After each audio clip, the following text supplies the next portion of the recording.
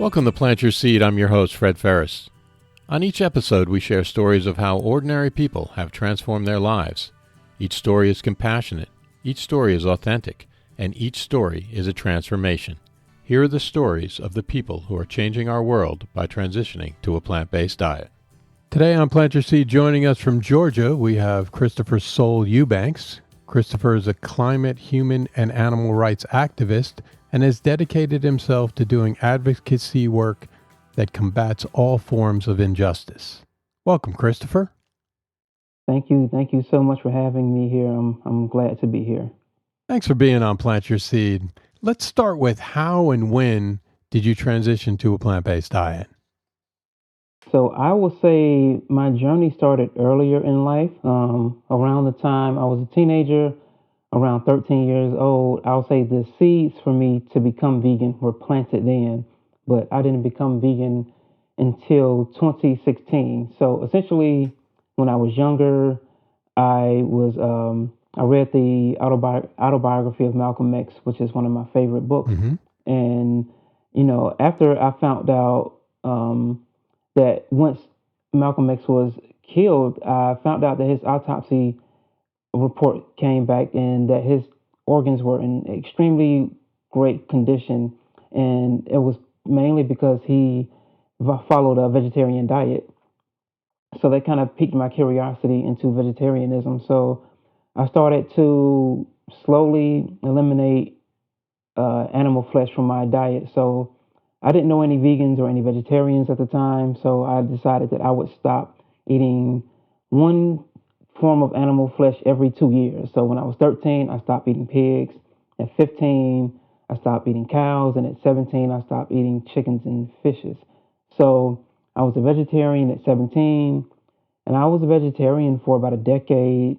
And then I just kind of felt out of place. I felt weird. Like I said, I didn't know any other vegans or vegetarians. So I actually started back eating animal flesh. And I did that for a couple of years until I decided to quit my job in 2014-ish. And when I decided to quit my job, it just gave me the opportunity to, settle down and not have to work for a while because I had saved up a little bit of money. So I decided that for the next couple of years of my life, I just wanted to not have to worry about work and focus on, personal growth. So during this time, I started to meditate and just be more in tune with who I am spiritually and focus on the things that are important to me. And one of the things was becoming a better environmentalist. So I would say in 2016, I saw the film Cowspiracy. I just happened to be watching Netflix and I saw the Cowspiracy trailer and decided, okay, I would like to watch this and see what it's about and learn how to be a better environmentalist. But I didn't know that the information that I would receive from that film would, pretty much change my life. So right after watching Cowspiracy, I stopped eating animal products right then and there. And slowly afterwards, I would say about 6 months afterwards, I started to learn more about ethical veganism. And that's when I really became an ethical vegan for ethical reasons and started to do activism in Atlanta and in my local community. So that's my story of how I, was vegetarian for a while, then transitioned into more of a plant-based diet and ultimately became vegan. So in 2016, you sit down and you start watching Cowspiracy. What about that documentary affected you so much? I think the biggest thing that really impacted me was the fact that I thought I was doing everything I could possibly do to be a better environmentalist. And I had no idea that my daily eating habits was contributing to so much environmental destruction and so much having such a negative impact on the environment. I think that blew me away because, for myself, and I'm pretty sure for a lot of people, we do all we can. We recycle, we do things like conserve energy wherever we can. But eating animals is such a negative impact on the environment that it just blew my mind. I just couldn't believe that out of all of these things that I was trying to do, I was contributing to the thing that was causing the most environmental destruction. So once I made that connection, uh, that's what really did it for me in terms of watching that film. That was the biggest takeaway, and I was just so shocked that wow, I never even heard of this or never even knew this, and how has this been so suppressed for so long? And yeah, so that was the biggest takeaway from watching Cowspiracy. Now, how did you go from watching Cowspiracy and understanding kind of the environmental impact that your food choices make to becoming an animal activist? So I think a part of it was that I was learning more and more about a vegan diet, a vegan lifestyle. So after watching Cowspiracy, I just started researching, plant-based diets, plant-based meals. What can I eat? What Hmm. can I eat? And I'm learning a lot of new things. And I'm watching YouTube more. And when I'm searching for veganism on YouTube, I'm coming across people like James Aspie and Earthling Ed, Gary Hmm. Yourofsky, Banana Warrior Princess. So I'm seeing them having these conversations with people about the animal rights movement and the ethical treatment of animals and veganism. And a lot of what they said, I mean, practically everything they said made so much sense to me. So at that point, I started to notice how veganism or the animal rights movement is a social justice movement. And I'd never really considered that before. I'd never really, for the most part, considered the ethics of non human animals and how we treat them in our society. And once I realized that, wow, the food choices that I am making is contributing to, you know, in terms of scale and quantity, the largest amount of suffering on the planet on the planet in terms of how many non-human animals get killed every year. We're talking tens of billions of farm animals, possibly trillions of sea animals.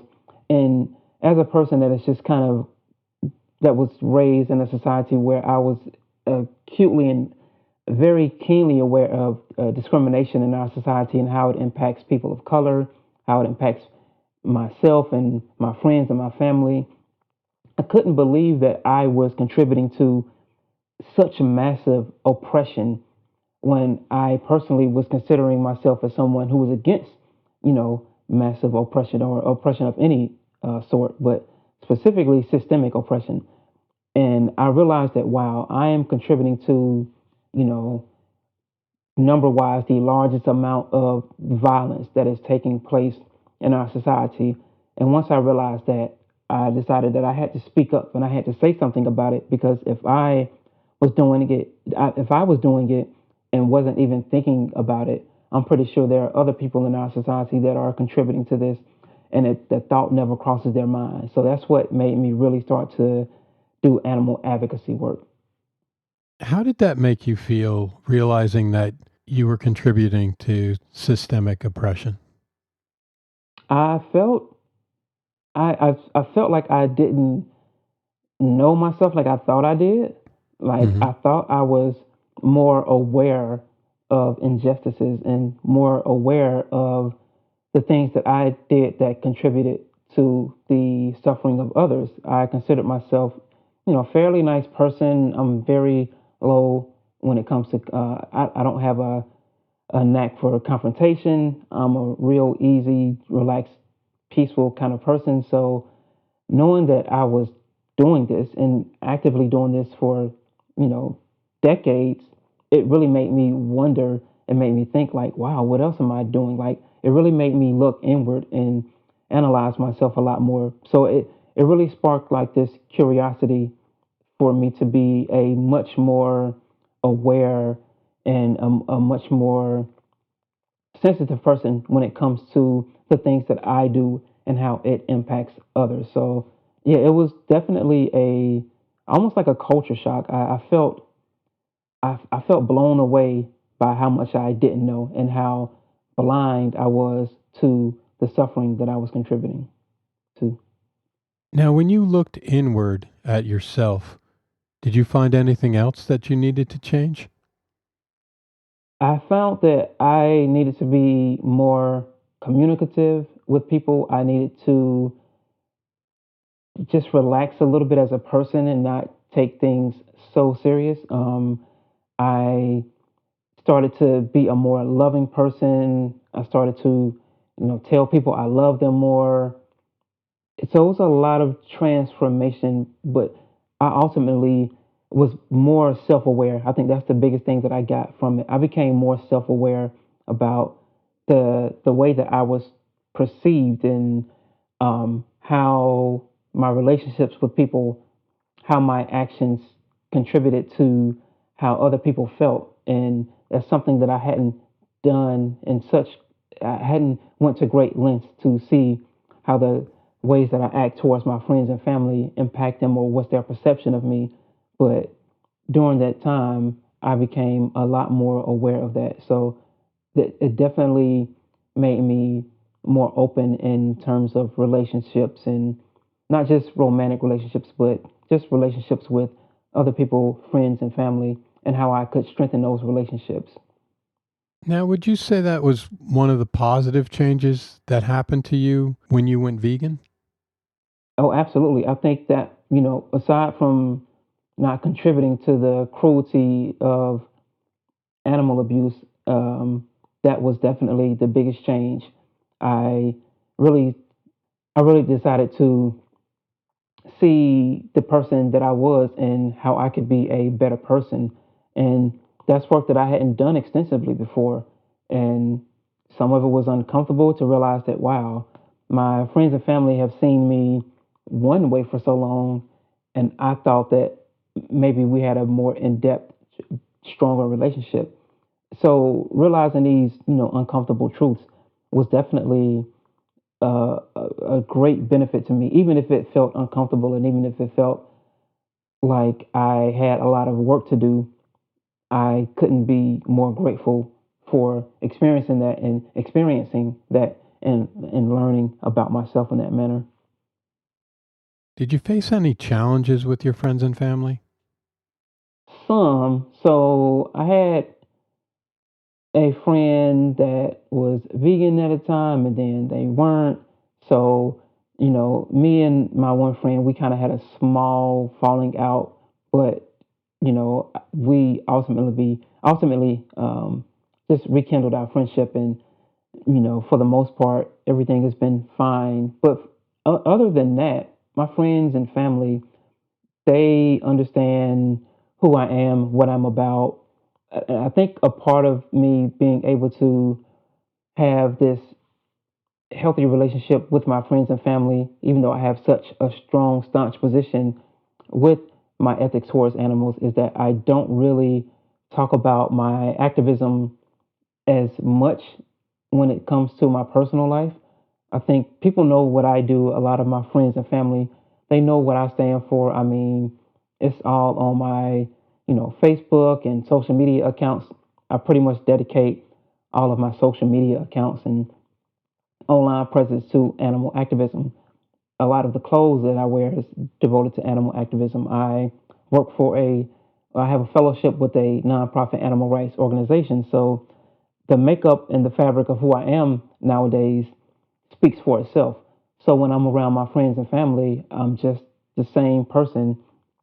So I don't feel the need to talk about the ethics of animal rights as much when I'm around friends and family members. So I think that makes it a little easier for me to navigate through relationships with friends and family, where I know a lot of times our ethics towards animals, it could impair relationships with our friends and family members. But I think for me, I found that just by doing the work, that is all that I feel that needs to be said. Obviously, if I'm with friends and family and they ask me about animal rights, I'm going to be unapologetic and let them know my stance and share my thoughts and give them a piece of my mind. But I often don't really volunteer to talk about animal rights or ethics for the most part when I'm around friends and family and members. If it comes up, it comes up, and pretty much everybody knows where I stand. But otherwise, for the most part, I don't bring it up too much. How have you found to be the most effective ways to change people's minds? That's a great question. And I think the thing for me is that I don't necessarily try to change people's minds. I just try to be effective in the way I communicate. And I guess ultimately that you never know if one person will have a conversation with you and you think you had an impact on them, then they go and eat animal products.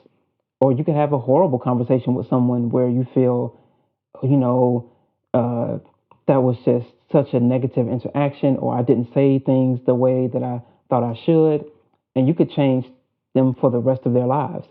So I think one of the things that I try to do is not really focus on changing anyone's mind. I just try to have an effect, a meaningful conversation with people, whether that is, listening to them more or talking to them more, whatever seems to be the most meaningful. I try to have that conversation with them. And the results, I don't really judge myself or my activism based on if I convert someone or if I change someone's mind. I just try to be as prepared as I can, as communicative, as open, and have as much of a impactful interaction with someone, and let the universe do the rest of the work. There's only so much that I can change. I can't, I can only really plant seeds. Honestly, all of us can only really plant seeds. We can't hop into someone else's skin and change their decision making for them. All we can do is talk to people, listen to them, have open ended conversations where we are expressing everything that we can to actually help them and Hmm. not just win an argument, and let the results be what they may be. You wrote an article, "As a Black man, I felt uncomfortable becoming an animal activist." What led you to write that article?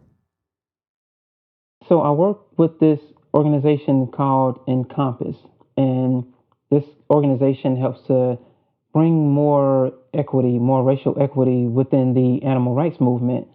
And I was participating in a 2-day workshop that they had for different people in the animal advocacy space to learn about racial equity and how we can just foster a more inclusive movement.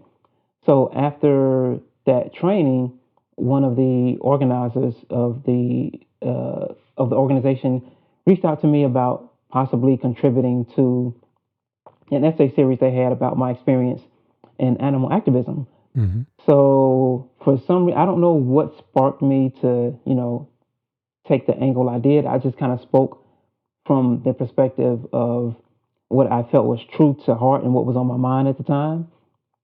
And that's what came out. And in that article, I discussed a lot. I really knew that I wanted to touch on a variety of things, from, feeling outcasted in the movement, from how race is addressed in the movement, to a variety of things. But yeah, it was a natural. It's where I was at the time. I think I had recently participated in a rodeo protest, and I kind of wanted to share my thoughts about that, but I didn't know how I was going to do it. And honestly, that article at that time was it was just, I guess, the perfect time for me to talk about it, and the perfect platform to talk about my experience, and also to add other things that I've been thinking about for a while but couldn't quite find the right way or the right words to express them. So it was almost like a perfect storm of having the right outlet and the experience that I had at this protest and the things that were on my mind. It just all kind of came together at the right time for me to discuss those things in that article in that manner. You mentioned being an outcast in the movement. Can you give us an example of that? Yeah, a lot of times when I go to events, whether it's well, in Atlanta, it's not as bad because when we have events like festivals, vegan festivals, or get-togethers, it's typically it's a variety of people. It tends to be somewhat diverse because we are in Atlanta. But a lot of times when I go to animal rights events, I'm typically the only black male there. So that's just one. But I'm also, it's often not a lot of people of color at times at these events either. Hmm. So going and I've been someone that's done a fair amount of activism over the last few years. And while it's not something that is bothersome to me at this point, when I first started doing activism, it was a little weird to feel like, okay, I'm in this social justice movement, but I don't see as much diversity as I would like. And I was somewhat prepared for it. I mean, I didn't have the perception that the animal rights movement was extremely diverse, but I guess, being the only person of color, or specifically being the only black man at events, time after time after time, it just kind of started to make me think a little bit. But yeah, I think just going to events, not seeing a variety of people was a variety of people of color, not seeing black people, especially in Atlanta, where there are a it's a good amount of people of color and black people in Atlanta, but to still not to see enough representation at these events just made me wonder, what's going on? Are these events not inviting people of color? Are they not aware of this issue? Am I contributing to it when I have events and I'm not inviting people of color or reaching out to more communities? Are we holding events in the right spaces? Are we in our communities? Are we not? It's just a lot of these thoughts and ideas started to formulate in my head. So yeah, that's just kind of how, um, in ways, I felt a little bit outcasted. I don't think a lot of people that are in the movement have to worry about these things or think about these things. But as a person of color, as a black man, it's something that was pretty much always at the forefront of my mind for the most part, especially in the beginning of me doing activism. I was thinking about these things constantly. What is it about activism that creates a lack of diversity? Oh, I think that's a great question. I would say the one of the things is that a lot of the major organizations are ran by people that look the same, people from similar backgrounds. I mean, we live in a society that is is white supremacist. It caters to white people. Its foundations and structures are built around um, white supremacy. So Hmm. typically, people that have better access to education, more access to wealth, more access to power are typically white. And I think the animal rights movement is just a smaller microcosm of that. So it's not something that's too distinct in a sense, because I think that happens in corporate America. I think that happens in a variety of ways in our society.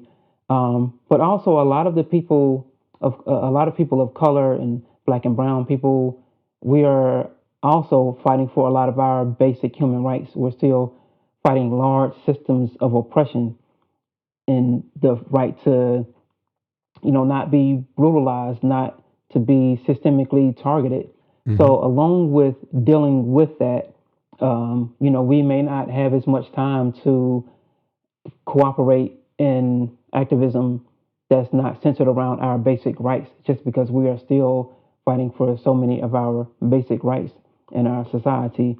So it can be hard to, do activism for non-human animals at times. So just a culmination of not having people in power and positions in the animal rights space that can talk about these things, that can address these things, and just the position that we are in society, where we're still fighting for a lot of our basic rights. I think those are two of the bigger themes that kind of make this movement more less inclusive than it could be. What can we do to bring more people of color to the movement?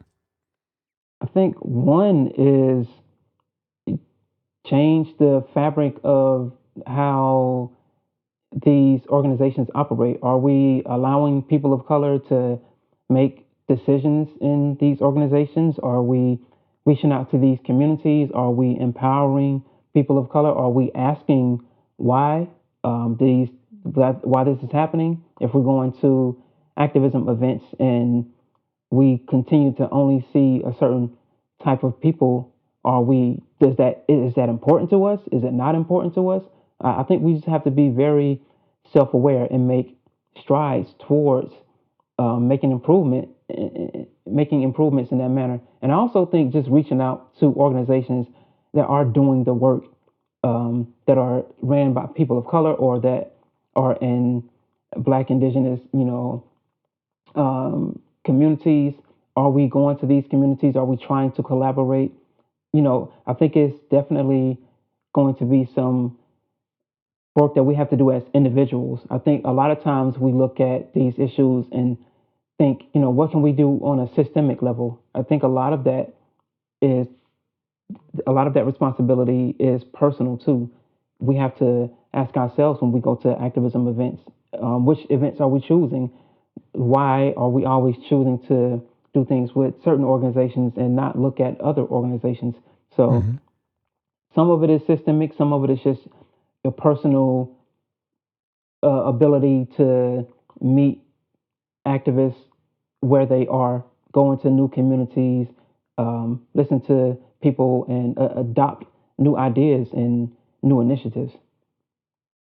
You co-organized Atlanta's first ever animal rights march. Can you tell us about that?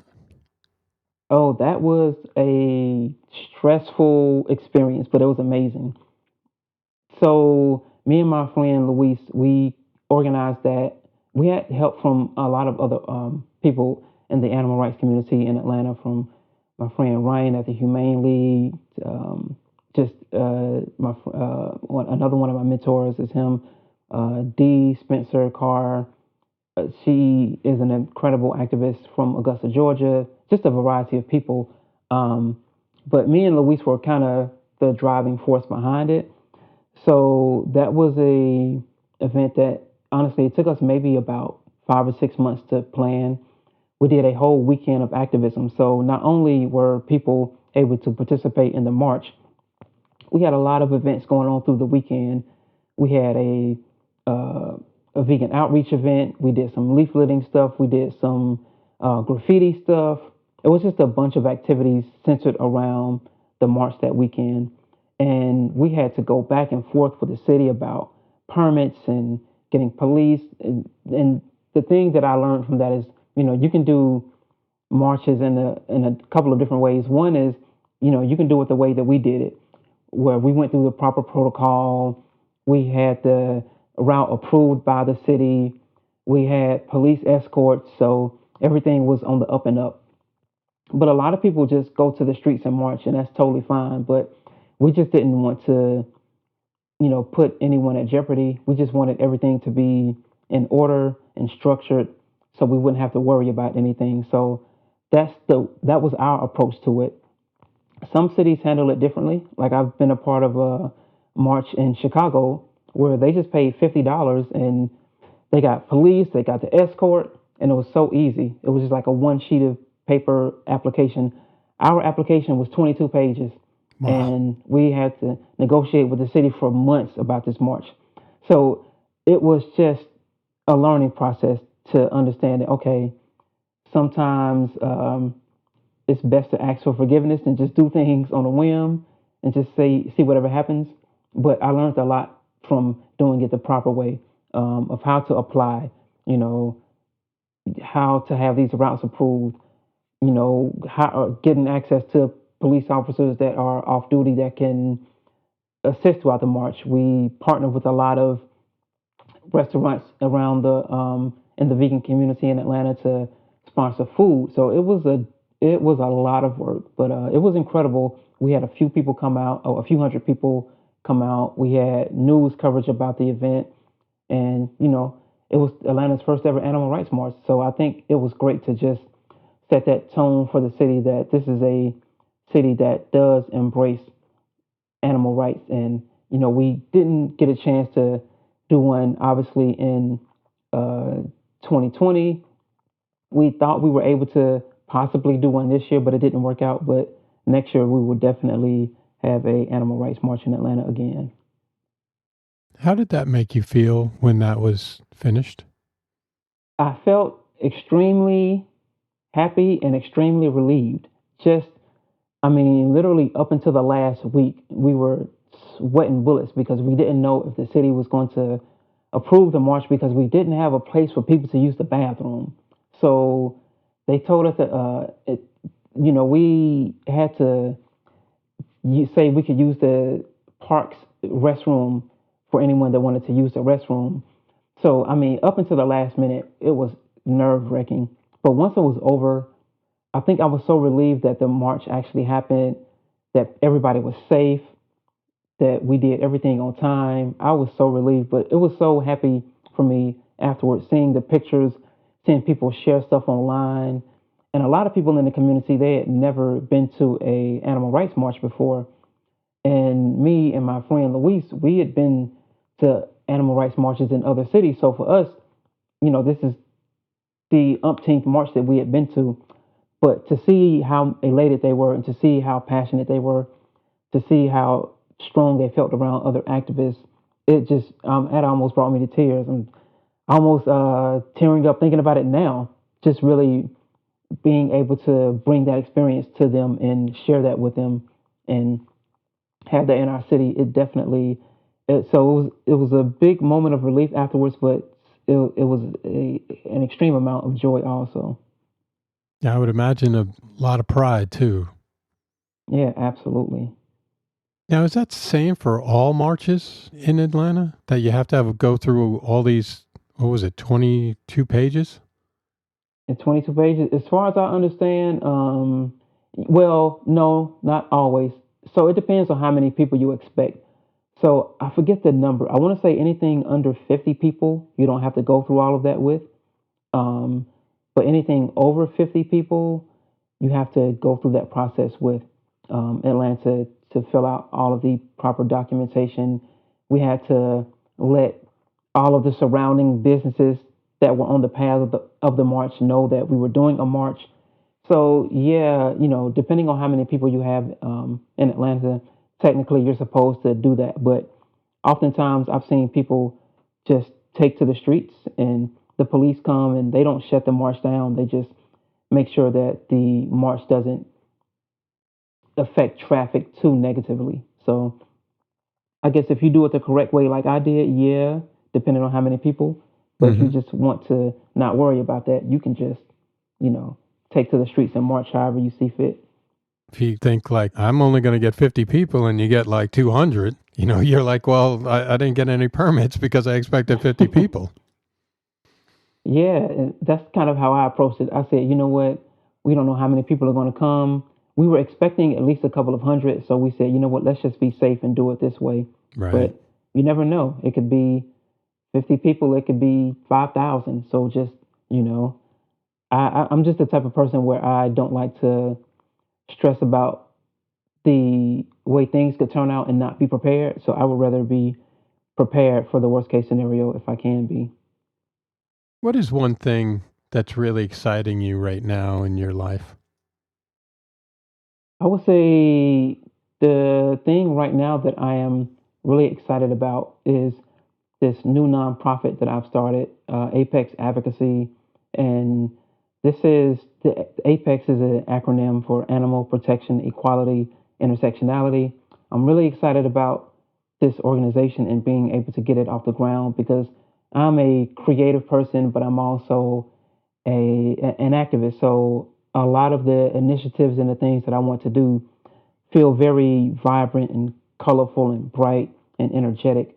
So I want to focus on campaigns that are done in a creative way that art is involved with in terms of animal rights and how our campaigns look and how they feel. I want them to feel for lack of a word, very cool. I want them to inspire younger generations to be active simply from the designs of our content to the things that we address. Like we put a article out about World Vegan Day, and typically I think a lot of people just appreciate World Vegan Day for what it is. And that's something that I've done and something that I will continue to do.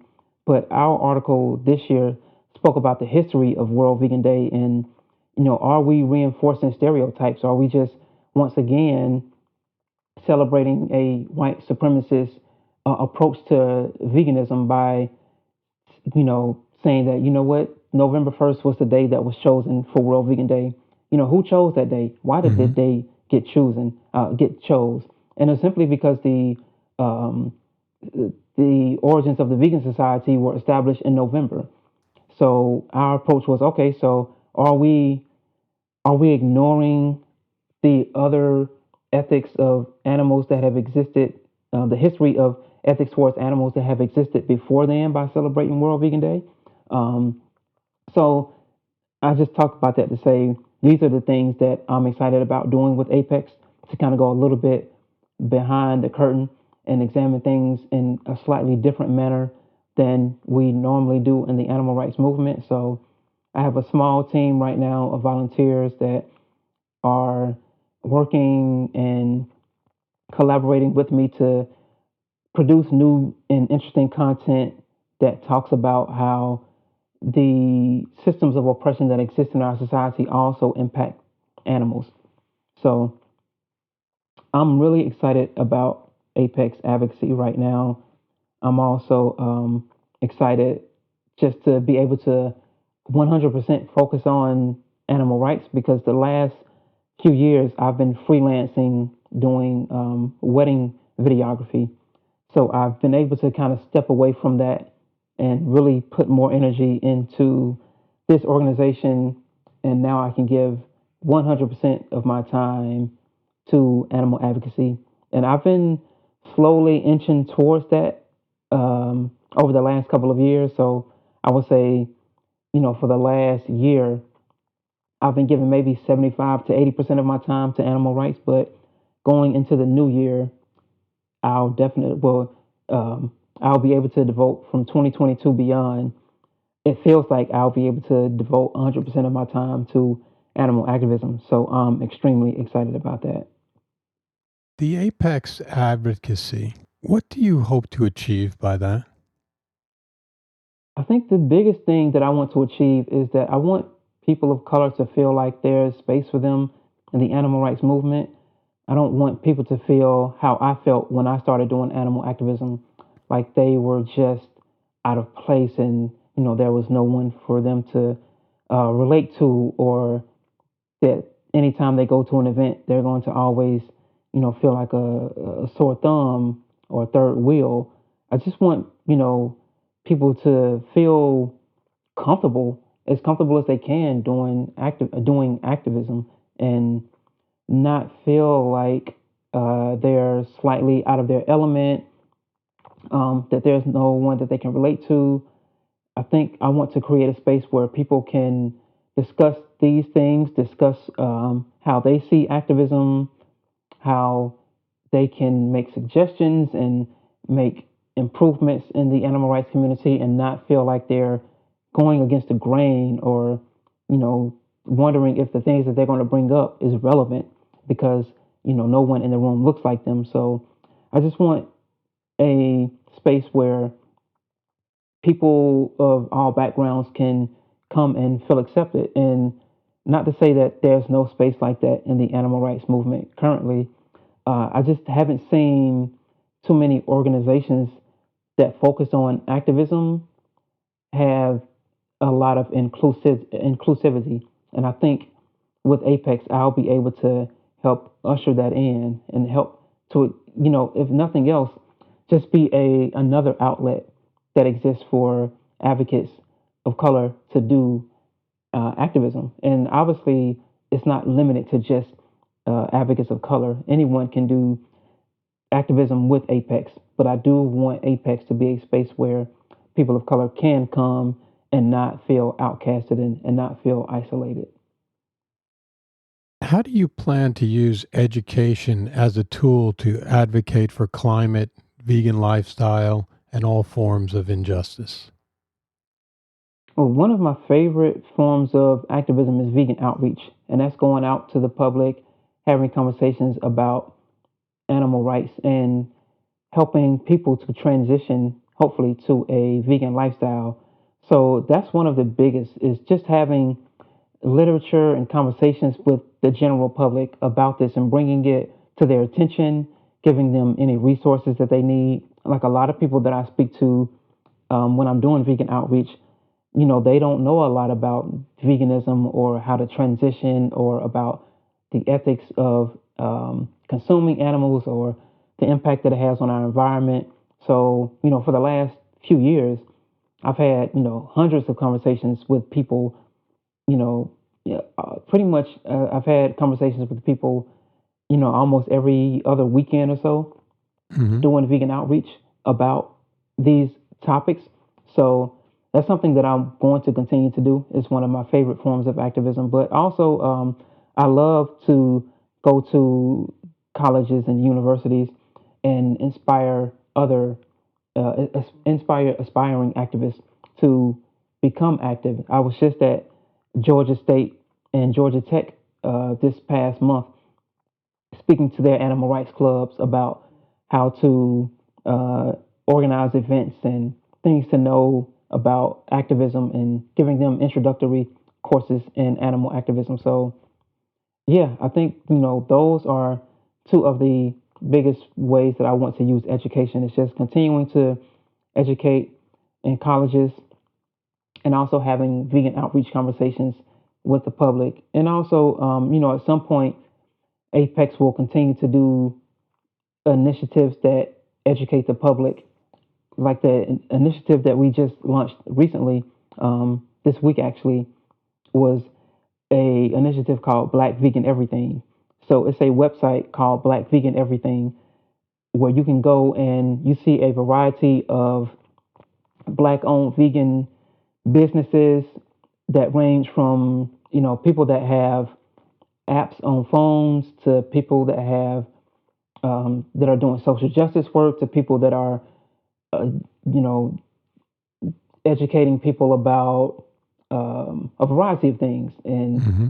restaurants and food trucks it's so many different types of vegan businesses that I think people don't think about when they think about black communities and veganism. So we're literally just creating this resource to show that there are hundreds of black owned vegan businesses and they range from a variety of things. I think a lot of times people think that vegans of color, specifically black people that are vegan, typically only focus on food. And while sometimes that can feel true, there are so many businesses that are focusing on a variety of things. Like I know this one company, one friend of mine named Brielle, she has a company called Be Well with Brielle, where she helped black women, you know, heal from trauma, and she has like this meditation and just this overall assessment of where they are in their life. It's kind of like life coaching, but she also Hmm. incorporates a plant-based diet and plant-based nutrition into her process. So it's just about exposing people to things like that. Also, those types of businesses and entities don't often get the attention and the recognition that they need. So I think this can also be used as a tool of education. So so many ways that education can be used to advocate for veganism. During your vegan outreach, do you have any tips or hacks that you give people? Yes. So I would say one of the things is to well, it's a couple. It's a few things, but I would say the biggest thing is to ask open-ended questions. You don't want to ask closed-ended questions. You definitely want to ask open-ended questions. And when you're asking these open-ended questions, you want to respond based on what they're telling you. Because I think a lot of times people can go into these conversations thinking that, okay, when someone asks me this, I already know how I'm going to respond. Hmm. But we shouldn't go into conversations like this. We should go into conversations customizing the things that we are going to say based on the responses that they give us. So we shouldn't be thinking about, oh, I already know what to say when they ask about where do I get protein from. That may never come up in the conversation. Hmm. So you may not even have to address that. So you want to be able to respond to what they are literally telling you in the best way possible. So when someone says something like, I don't eat animal product, well, I eat animal products because plant-based options are too expensive. I would actually ask them, okay, well, why do you feel that way? What plant-based options do you think are available that are affordable? I would talk to them and understand their reasoning and try to respond to that as opposed to just telling them what I want them to know. So have open-ended conversations, and I think the conversations will go a lot more productive. What cookbook or book have you gifted to someone transitioning to a plant-based diet? Oh, you know what? I don't know if I have. I think besides I don't think I've ever given someone a cookbook or a book, but I would say what I often do is refer them to challenge22.com. And that's a resource for people that don't know. It's a free mentor that helps you transition to a plant-based diet, and they give you a mentor for 22 days totally for free.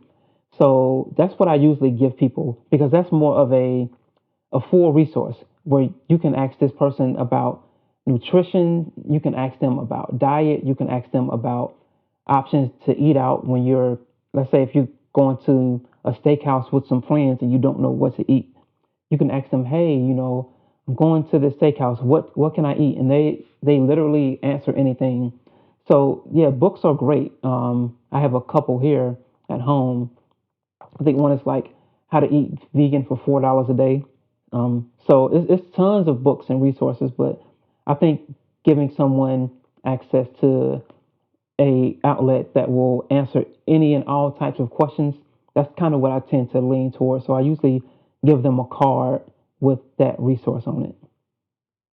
Finally, can you give me one word to describe how you felt before you became vegan and one word to describe how you feel now that you are vegan? It's a great question. Um, okay, so I may have to cheat slightly on the second part of the answer. Um, so before I became vegan, I will say that I felt incomplete. And I think that's because I didn't know what I didn't know. Um, I didn't know the things that I was contributing to, and I didn't know how my life would turn around and how my life would shift after I became vegan. So incomplete is definitely how I felt before becoming vegan. And I would say after, I will have to cheat and say more complete because I don't feel like I am a complete finished job. I do think that I have taken a big step to being the person that I want to being the most well rounded version of myself. So I'll say more complete is how I feel after I've become vegan. I think we can let you get away with that one. Say, I appreciate that. I really appreciate that. Such a pleasure speaking with you. Thank you so much for taking the time. What's the best way for people to follow you on Instagram, the web, or social media in general? Absolutely. So it's my pleasure to be here. Thank you so much. The best way to get in contact with me is, well, if you go to my website, which is souleubbanks.com, that's SOULEUBANKS.com. It has all the links to my social media, but on social media, I am Soul underscore Eubanks on all platforms. So that's TikTok, Instagram, and Twitter. And I'm on Facebook as Soul Eubanks also. But I probably use Instagram the most. So that's probably the easiest way to get in contact with me. But I don't use social media as often as people may think. So if you're trying to get in contact with me, the best way to do it is to go to my website and you can just send me an email through my website. I check my emails every day. I check my social medias, maybe at some point during the day, but emails are something that I check all the time. So just go to my website and message me there. Otherwise, just you can contact me on social media with the handle Soul_Eubanks. Great. Thank you so much, Christopher, for being on Plant Your Seed. No problem. Thank you for having me. Hope you are inspired by this story, and remember, it's never too late to plant your seed. Links to everything we talked about on the podcast can be found on Instagram at plant.yourseed in the show notes tab in the bio. If you enjoyed the show, remember to leave us a review, and until next time, thank you for listening.